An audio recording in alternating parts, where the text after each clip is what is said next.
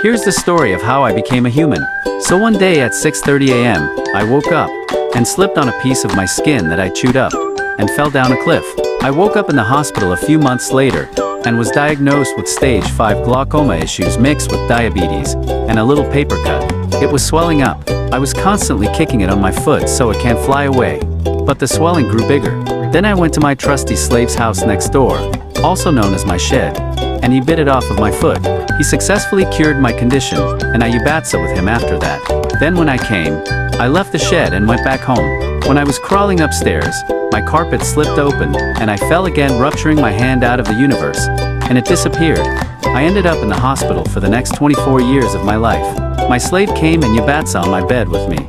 So that's how I became a human.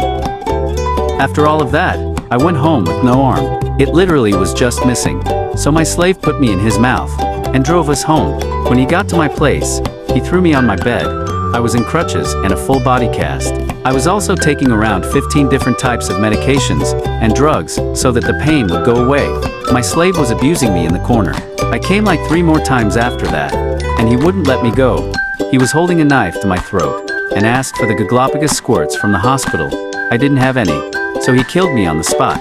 I died very painfully and could have felt everything from the moment he began the cutting. The last thing I remember doing before dying is screaming, "Okay, okay, you're set free, my slave." But he wouldn't stop. I had an amazing life, after all.